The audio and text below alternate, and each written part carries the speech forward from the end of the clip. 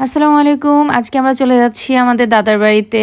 আমরা খুব ভোরে রেডি হয়ে যাই, সকাল 7টার ভিতরে আমরা বেরিয়ে পড়ি। আমাদের বাসা থেকে গ্রামের বাড়িতে যেতে 2 থেকে 3 ঘন্টা সময় লাগে।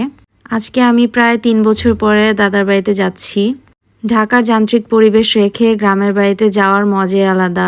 আমরা কোম্পানিগঞ্জে নেমে নাস্তা করে নেই। নাস্তা নিয়েছি তুন্দুল রুটি আর ভাজি। এখানে আমরা আগেও খেয়েছি, এখানে খাবার খুবই ভালো। এটার নাম মোস্ট প্রবাবলি বাংলা রেস্তোরাঁ। এখানে আরও একটা মজার জিনিস হচ্ছে তাদের চা না খেলে যেন ভালোই লাগে না। আমরা চলে এসেছি গ্রামে। আব্বু আম্মু একটু বাজার টাজার করতে গিয়েছে। এই তো এখন হেঁটে হেঁটে বাড়িতে যেতে হবে, বাড়ি পর্যন্ত গাড়ি যায় না। প্রথমে দাদার কবর জিয়ারত করতে এসেছি আমরা। এটা আমাদের পারিবারিক কবরস্থান।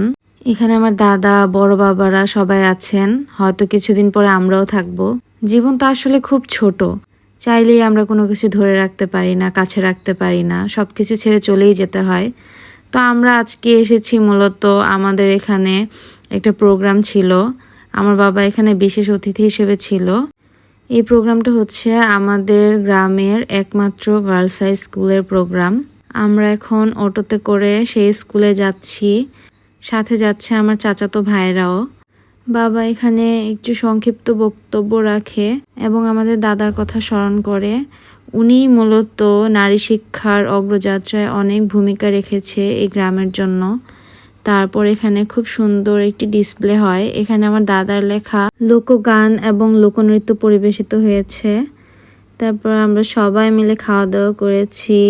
এখানে আমার ফুপিরা ছিল, আমার চাচাতো ভাইরা ছিল। খাওয়া দাওয়া শেষ করে আমরা চলে যাব এখন। এত অল্প সময়ের জন্য আসলে ভালো লাগে না, খুব মায়া হয় সবার জন্য। বাসায় চলে যাচ্ছি। আল্লাহ হাফেজ।